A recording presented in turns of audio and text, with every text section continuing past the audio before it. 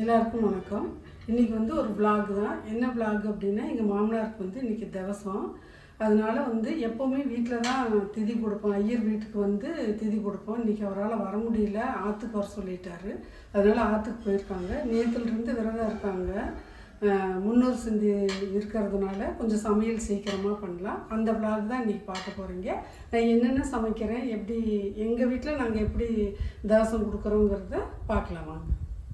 சமையல் இன்றைக்கி என்னென்ன பண்ணுறோன்னா, சாதம், பருப்பு, உப்பு பருப்பு, பூசணிக்காய் பொரியல், அவரைக்காய் பொரியல், வாழைக்காய் வறுவல், உளுந்து வடை, பாயசம் இதெல்லாம் தான் பண்ண போகிறோம். வாங்க ஒன்றுனா எப்படி செய்கிறேன்னு பார்க்கலாம். உப்பு பருப்புக்கு நான் 1/4 கிலோ அளவுக்கு துவரம் பருப்பு தான் எடுத்திருக்கேன். இது ரேஷன் பருப்பு தான், நல்லாயிருக்கும். இது நல்லா கழுநீர் பிடிச்சிட்டு நல்ல தண்ணி ஊற்றி வச்சுருக்கேன். இப்போ இதில் வந்து மஞ்சத்தூளும் விளக்கெண்ணையும் ஊற்றி அடுப்பில் வச்சுக்கலாம். மஞ்சத்தூள் ஒரு 2 ஸ்பூன் அளவுக்கு நம்ம விளக்கெண்ணெய் விட்டுக்கலாம். அப்போ தான் பருப்பு வந்து நல்லா வேகும். இப்போ இது மூடி அடுப்பில் வச்சுக்கலாம். வச்சு ஒரு 4 விசில் விட்டு எடுத்துக்கலாம்.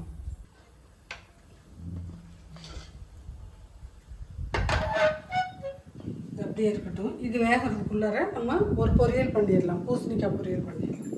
பூசணிக்காயை தாளிச்சுக்கலாம். காஞ்சிருச்சு, கடுகு போட்டுக்கலாம். உளுந்து பருப்பு, கடுகு பொரிஞ்சிருச்சு. வெங்காயம், பச்சை மிளகாய் எல்லாத்தையும் சேர்த்துக்கலாம்.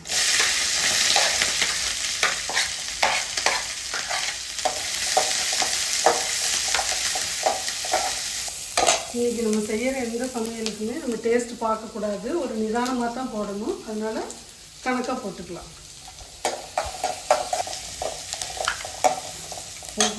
இப்போ காய் சேர்த்துக்கலாம்.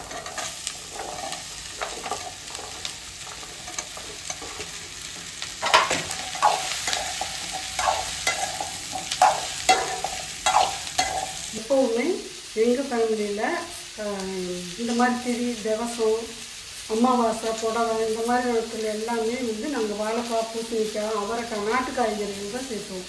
சேனைக்கிழங்கு இந்த மாதிரி கத்திரிக்காய், முருங்காயெல்லாம் சேர்க்கக்கூடாது. இப்போ காய்க்கு தேவையான அளவுக்கு உப்பு போட்டுக்கலாம். எப்போவுமே பூசணிக்காய்க்கு சர்க்கரை போட்டு தான் செய்வேன். ஒரு 2 ஸ்பூன் சர்க்கரை போட்டிருக்கேன். காய், உப்பு, சர்க்கரை எல்லாம் சேர்த்துன உடனே கொஞ்சம் நீர் விடும். இருந்தாலும் கொஞ்சமாக ஒரு 1/4 டம்ளர் அளவுக்கு தண்ணி விட்டுக்கலாம். தண்ணி வந்து நீங்கள் சாமி கும்பிட்றதுக்கெல்லாம் வந்து எச்சப்படாத தண்ணி தான் எடுத்து யூஸ் பண்ணணும்.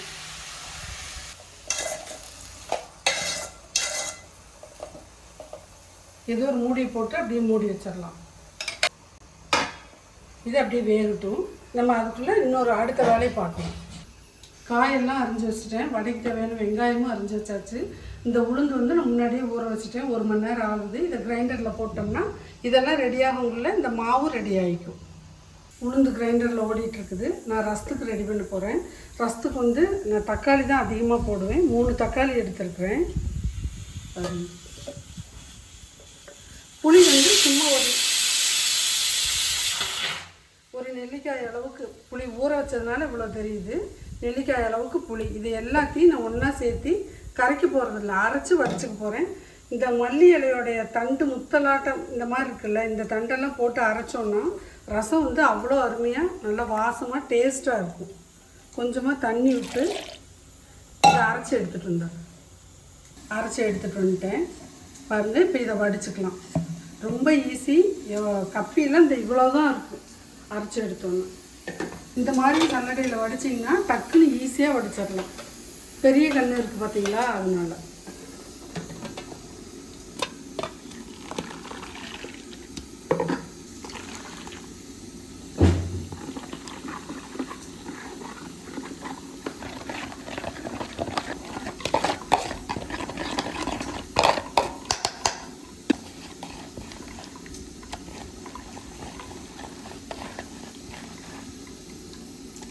நம்ம இப்போ வாங்குகிற தக்காளியெல்லாம் வந்து கரைக்கவே முடியாது. சுடுதண்ணியில் போட்டு இப்படி மிக்சியில் அரைச்சிட்டோம் அப்படின்னா அந்த புளி கோதெல்லாமே பாருங்கள் எப்படி அடையாளமே தெரியாத அளவுக்கு எந்த அளவுக்கு குறைஞ்சிருச்சு பாருங்கள். அந்த மல்லி இலையோட தண்டு இதை வடிச்சிட்டு ரசத்தை நம்ம தாளிச்சிக்கலாம். இப்போது ரசத்துக்கு தேவையான அளவுக்கு பூண்டு தட்டிட்டு வந்துட்டேன். இப்போ ரசப்பொடி சேர்த்துக்கலாம்.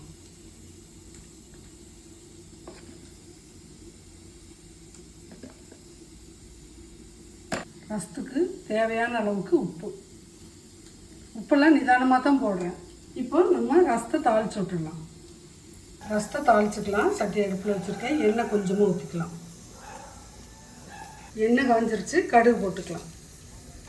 கூடவே பெருங்காயம் ஒரு கட்டி போட்டுக்கிறேன். கடுகு பொரிஞ்சிருச்சு. கருவேப்பிலை சேர்த்துக்கலாம்.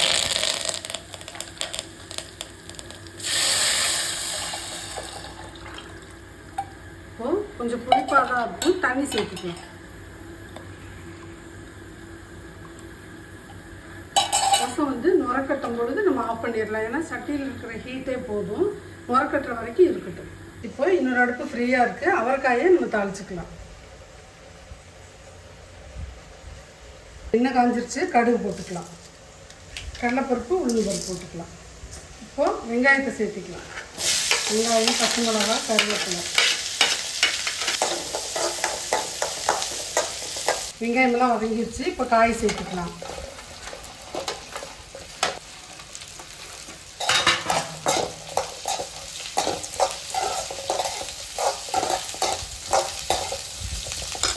கொஞ்சமாக காய்க்கு தேவையான அளவுக்கு உப்பு போட்டு வதக்கிக்கலாம்.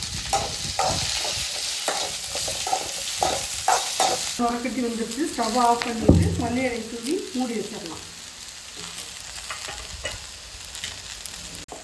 அவரைக்காய்க்கு வந்து பச்சை மிளகா காரம் இருக்காது. நான் கொஞ்சமாக மிளகாத்தூள் சேர்த்துக்கிறேன்.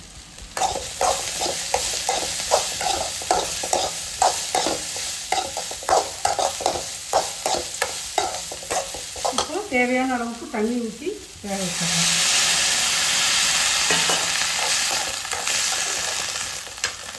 அவ்வளோதான். இதை வந்து ஒரு மூடியை போட்டு அப்படியே வேக வச்சிடலாம். பூசணிக்காய் வெந்துருச்சு. இப்போ இதை ஒரு பாத்திரத்துக்கு மாற்றி வச்சிடலாம்.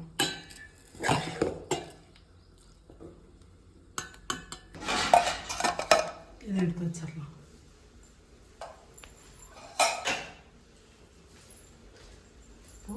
வாழைக்காய் வறுவலுக்கு நான் வாழைக்காய் வந்து சின்ன சின்னதாக இருந்துச்சு. 4 வாழைக்காய் இந்த மாதிரி சின்ன சின்ன ஸ்லைஸஸாக கட் பண்ணியிருக்கிறேன். இதை வந்து நம்ம வறுத்துக்கலாம்.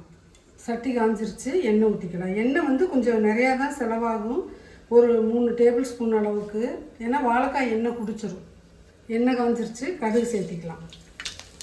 இந்த அளவுக்கு உளுந்து பருப்பு சேர்த்துக்கலாம். கடுகு பொரிஞ்சிருச்சு. வாழைக்காய் சேர்த்துக்கலாம். நல்லா பொரிச்சு வச்சிடலாம். காய்க்கு தேவையான அளவுக்கு நான் தூளுப்பு தான் போடுறேன்.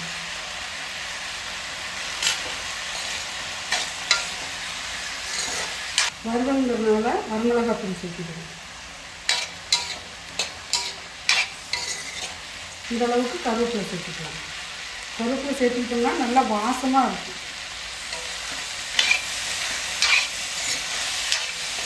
இதை மூடி வச்சு வேக வச்சிடலாம்.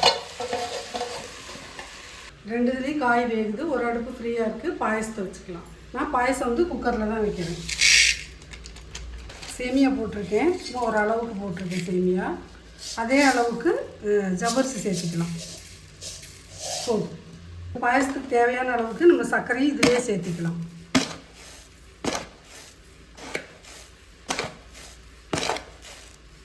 நான் வந்து பால் வந்து கடைசியாக தான் சேர்த்துக்குவேன். இப்போ வந்து நம்ம தண்ணி ஊற்றி வேக வச்சுக்கலாம். நல்ல தண்ணி ஊற்றி தான் நான் வேக வைக்கிறேன். தண்ணி எல்லாம் ஊற்றியாச்சு. இப்போ நம்ம இதை வந்து ஒரு விசில் விட்டு எடுத்துக்கலாம்.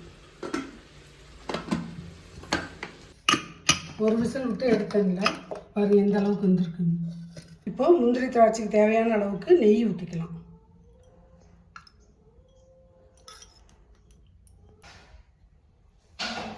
நெய் காஞ்சிருச்சு. முந்திரி சேர்த்துக்கலாம். திராட்சை இப்போ நெய் சேர்த்துக்கலாம்.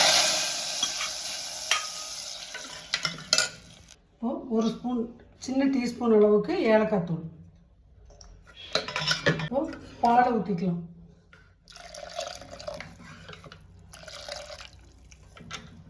அதான் பாயசம் ரெடி ஆயிடுச்சு. இது வேறு பாத்திரத்துக்கு மாற்றிக்கலாம்.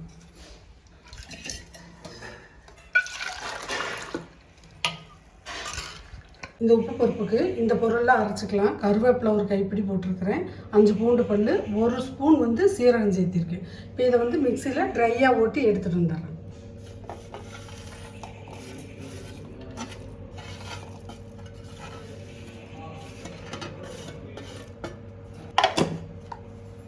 இந்த விழுதை வந்து அப்படியே கொட்டிட்டு தாளித்து உள்ளே கொட்ட வேண்டியதான். இப்போ எண்ணெய் ஊற்றிக்கலாம்.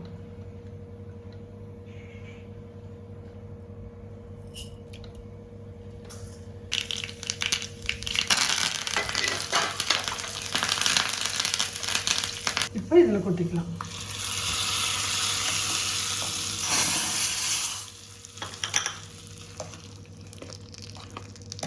இப்போ இந்த பருப்புக்கு தேவையான அளவுக்கு உப்பு போட்டுக்கலாம். அவ்வளோதான், உப்பு பருப்பு ரெடி ஆயிடுச்சு. விட்டுட்டுருக்குறோம். இதை எடுத்துட்டு அப்பளத்தை பொரிச்சிட்டு இனிமேல் பரிமாற வேண்டியதுதான்.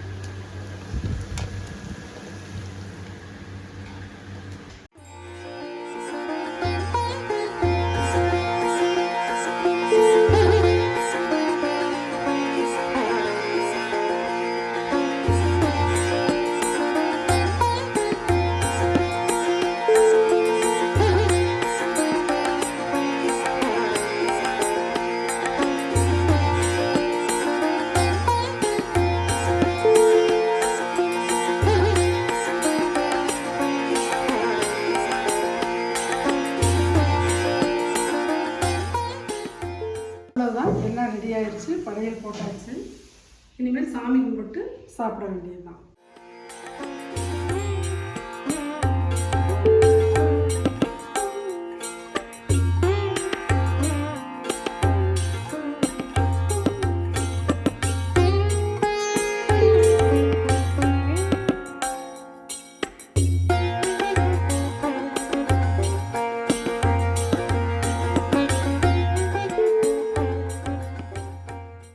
இந்த வீடியோ உங்களுக்கு பிடிச்சிருந்ததுன்னா லைக் பண்ணுங்கள், ஷேர் பண்ணுங்கள், கமெண்ட் பண்ணுங்கள். மறக்காமல் எங்கள் சேனலை சப்ஸ்கிரைப் பண்ணுங்கள்.